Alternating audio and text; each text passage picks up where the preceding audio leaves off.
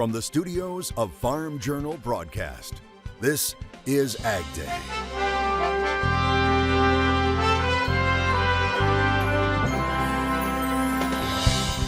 A beautiful landscape and limited runoff. Smart yards, healthy landscapes, clean water. Smart yards in Tennessee. Plus, looking at global pork demand.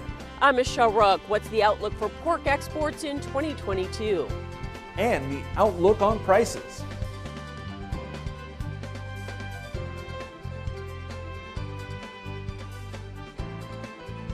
Our coverage of Pork Week begins right now. Pork Week, paying tribute to the pork producers who bring lean and nutrient-rich pork to your table. Coverage brought to you by Merck Animal Health and the National Pork Board. Good morning, I'm Clinton Griffiths. Red meat exports set a record in 2021, and pork was a big part of the equation.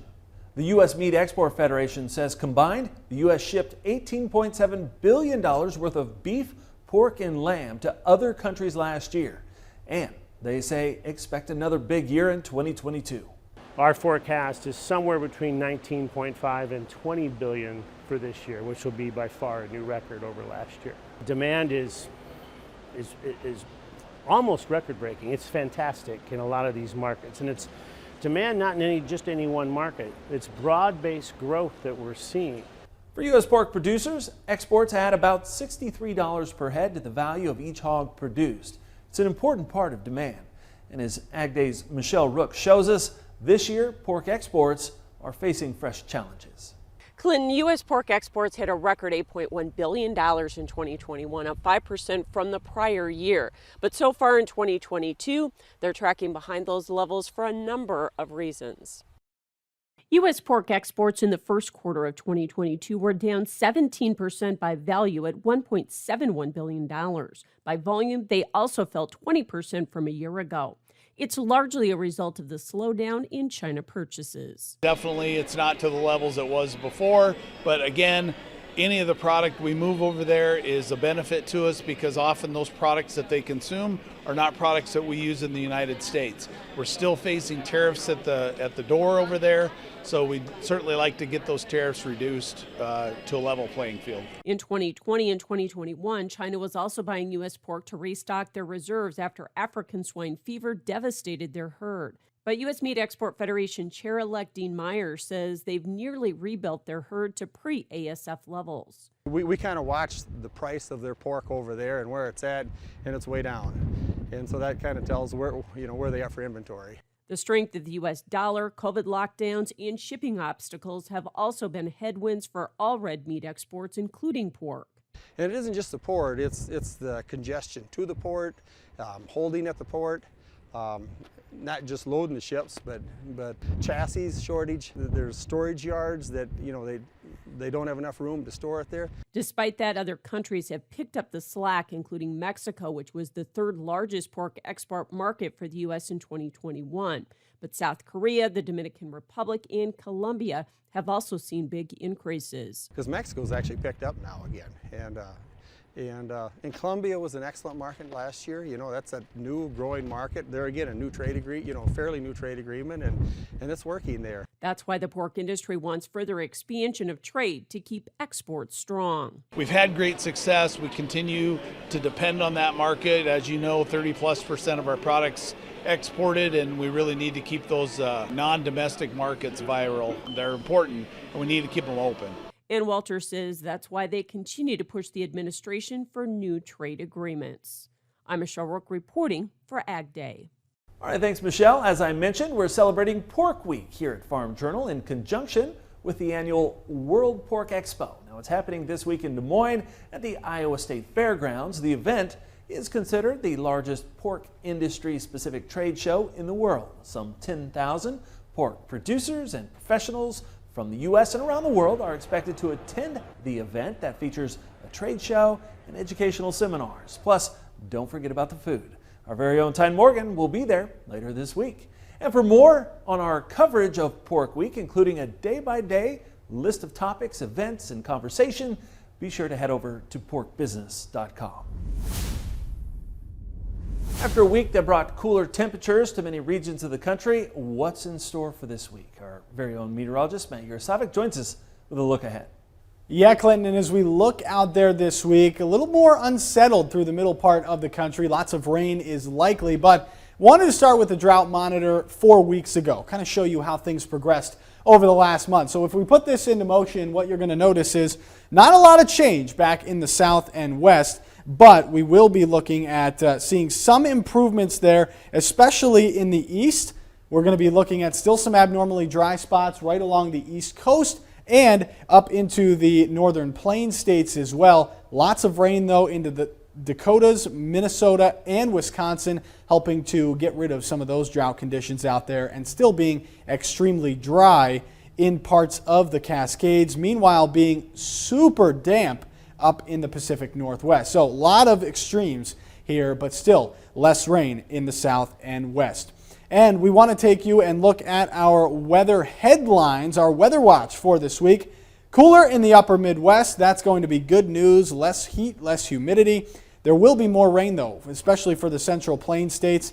And it's going to remain hot and dry back in the southwest United States. So all of those things kind of hindering the planting back there in the south and west. And you can see that here on our Monday map. We've got hot and dry conditions back there in the west.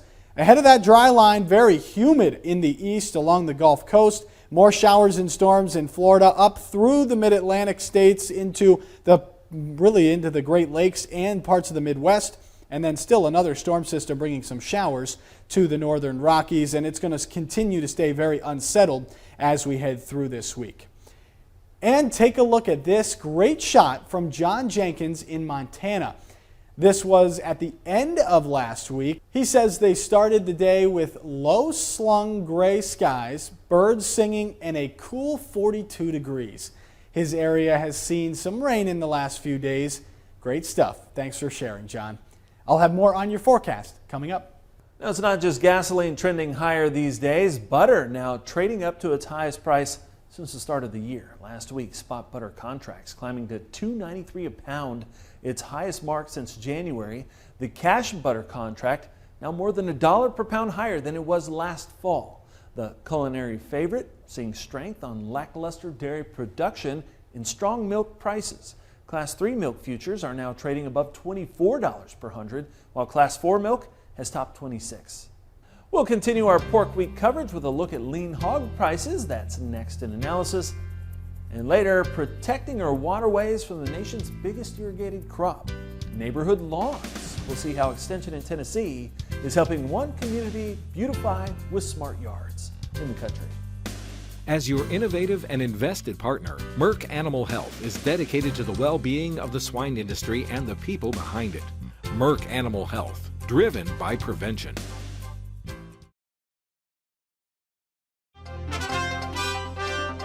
The Kansas City Federal Reserve Bank says farm production loans remained steady in the first quarter, but real estate loans shot up at their fastest pace in nearly 4 years. That tracks with recent soaring farmland values. Now, overall, the bank says farm loan performance continued to improve as the farm economy remains strong, supported by those decade-high prices. High input costs are the biggest caution going forward as it's contributing to the need for larger operating loans and tighter margins. We're joined today by Don Rose with U.S. Commodities. Don, thank you for joining us for Pork Week. Let's talk about these lean hog prices. Boy, we've seen some pretty interesting moves this year, to say the least. Yeah, we really have. You know, it's went from a market that there was a lot of optimism built in, Clinton, and we put in the highest levels that we had since 2014 on disease issues that we've had, and also hopes that we were going to get into a seasonal demand the upside.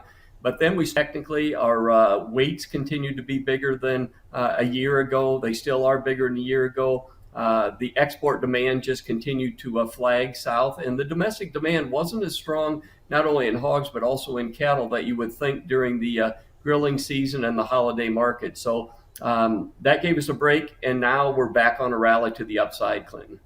As we look at the front month versus the back month there, what do you think of that spread? Well, I think what's happened now is our weights are coming down, and we're still 3 pounds over a year ago. but the demand is picking up. So that's, and our numbers are starting to tighten, which they should because of disease problems, and the weight should continue to come down seasonally as they do. So the upfront months, which is your question, should start to gain on the back months. Now you have to be a little bit careful going into a hog and pig report. We think that it could show the breeding herd up maybe 1%, maybe a little bit more. So we're seeing risk managers on $2 to $4 rallies going into the hog report, wanting to get some risk management coverage on just the type that you use, Clint. Characterizing 2022, good year or more of a challenging year for hog producers this year, price-wise? Well, I think, Clinton, for a lot of these markets, anytime when you have the grain prices moving up, basically most of this year, it all depends on how you manage your input cost, your risk management. So, a lot of times we think you just have to manage the cost of the hogs, but the grain inputs were a big factor. So I would say it's all over the board, depending on who did what. As you went through the year, but there certainly were some opportunities, and then there were also some heartaches. All right, appreciate it, Don. Thank you as always for being here. We'll be back with more Ag Day coming up in just a minute. For all your risk management and trading needs, call one of the U.S. commodities specialists at 800-247-4071. Ag Day is brought to you by the Pork Checkoff, celebrating pork and the people who bring it to your table through real pork. More details are available at porkcheckoff.org.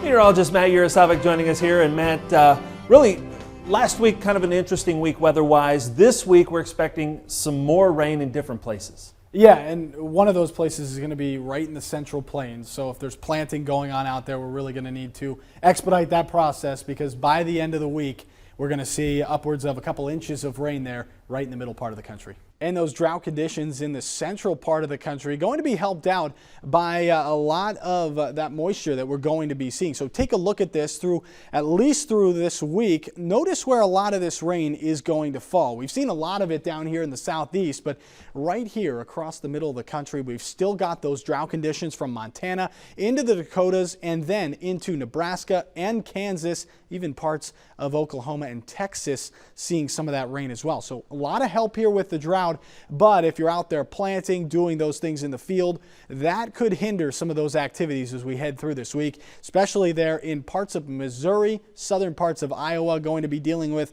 upwards of 3 to 4 inches of rain or more with showers and storms through a good portion of the week. Cooler air to the north, warmer down to the south, humid in the east, but hot and dry back in the southwest. And this is why, very zonal pattern that we've got going on, at least through the first half of the week. A little bit of a ridge tries to build in late in the week, and that could cause a little bit of a rise in temperatures, especially across the northern plains there, something we'll keep an eye on, but still staying very unsettled with that jet stream a little bit farther to the north. And that's going to cause this to happen. Temperatures this week going to be below normal here from northern Texas, parts of Oklahoma, all the way up into the northern plains and into the Great Lakes as well. Staying, though, above normal back from California and the West Coast through the Gulf Coast and up into parts of the Mid-Atlantic. Very hot and humid out there in the east. Here's a look at the precipitation this week as well. Some of these areas, again, in these drought conditions here, going to be very, very needed for some of that rain, but still below normal back in the west, when we need a lot of rain back there to even put a dent in some of those drought conditions. So we're still going to see a little bit of a deficit back there, but staying normal back in parts of Florida and Texas. And here's a look at temperatures next week. Looks mostly the same. Still seeing that same type of pattern. Cooler in the north, warmer in the south, and hot and dry in the southwest. There's a look at those precipitations for next week.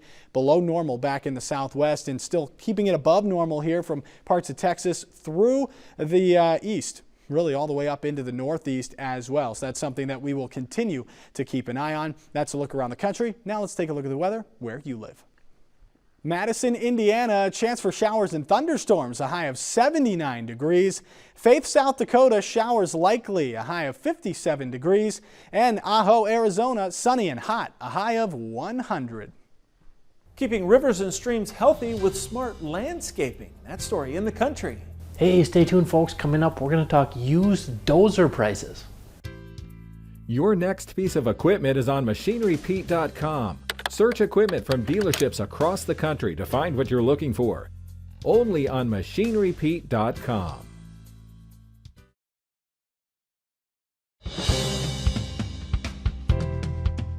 Now, they aren't always pretty, but they sure are handy when it comes to moving a lot of earth. Today, Machinery Pete talks bulldozer prices. Well, folks, I've been compiling auction sale prices on dozers and crawlers for over 32 years now. And that fact surprises a lot of people because, maybe because I didn't write about them a lot over the years. But actually, if you go to our website, MachineryPete.com, click on the auction price link, you're going to find over 6,500 auction sale prices of all types of dozers and crawlers. Now, values have been pretty strong here for the last number of years. And I can give you a few examples from the end of last week. So let's stay on the Deere side of things. And last Thursday on a consignment auction in Hazelhurst, Georgia by our friends at Rebel Auction Company, this 2020 John Deere 700L XLT it was showing 87 hours on it. Did have a warranty out to 2025. It sold for $217,500. Now the same sale, they also had this 2021 Deere 650K LGP showing 167 hours. This sold for $165,000. Now the day before that, last Wednesday, on an auction in Peosta, Iowa, a little bit older Deere model, this 2002 750C LGP2, 7,627 hours on it, sold for $65,000. And on another auction that same day, last Wednesday, this just over 30-year-old model, a 1991 Deere 400G with 2,101 hours on it, second owner, sold on an online auction out of Berger, Missouri by our friends at Schneider Auctioneers, went for $24,100. All right, thanks, Pete. When we come back, getting smart with your landscaping. We're off to Tennessee to see how one neighborhood is beautifying their landscapes while battling water and nutrient runoff in the country.